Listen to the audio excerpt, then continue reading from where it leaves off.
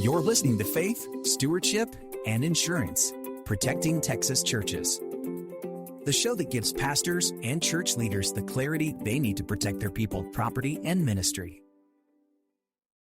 Welcome back to Faith, Stewardship, and Insurance, Protecting Texas Churches. I'm your host, Ron Wadley, with Insurance for Texans. This podcast exists to give pastors and church leaders clarity on the complex world of insurance, so you can protect your congregation and your ministry with confidence. Let me take you to Odessa, where Pastor Larry and his church were feeling the pressure of rising costs. Inflation had stretched their budget thin, and insurance premiums were taking a bigger and bigger bite. In a recent budget meeting, one question came up: do we really need general liability insurance? It's a question many churches ask when finances are tight. On the surface, cutting or reducing coverage looks like an easy way to save money. But as Larry and his committee quickly learned, general liability insurance isn't just another line item. It's a safeguard for the very mission of the church. Think about it. Churches open their doors to hundreds of people every week.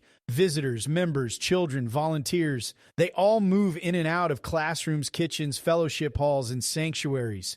What happens if someone slips on a wet floor, or a child falls out of a chair during youth group, or a volunteer accidentally damages someone's property while serving off-site? Any of these situations could trigger a lawsuit, and the legal defense costs alone can be devastating. That's why general liability coverage is considered the foundation of church insurance. It protects against third-party claims of injury, property damage, and even personal injury like libel or slander. Here's what every Texas church should know about general liability insurance: what it covers. Slip and fall injuries on your property, damage to someone else's belongings during a church activity, accidents during children's events or youth programs, coverage for volunteers while they're serving, both on-site and off-site, personal injury claims like libel or slander.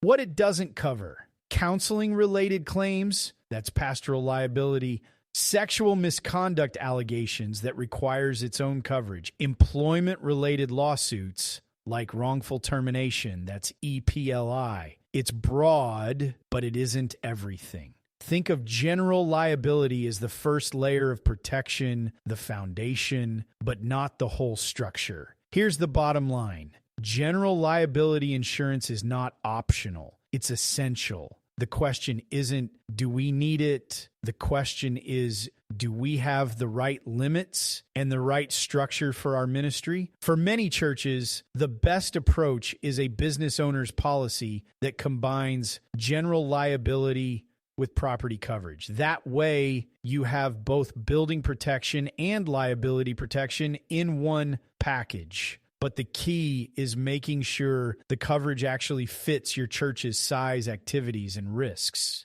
If your church hasn't reviewed its general liability coverage lately, now is the time. Visit insurancefortexans.com to schedule a review with us and make sure your foundation is strong. And if you'd like to go deeper into how to take the guesswork out of church insurance, grab a copy of my book, The Promise of Certainty, at thepromiseofcertainty.com. Thanks for joining me for this episode of Faith, Stewardship, and Insurance. I'm Ron Wadley, reminding you that protecting your church isn't just about buildings and budgets. It's about safeguarding the people and the ministry God has entrusted to you. Thanks for listening to Faith, Stewardship, and Insurance.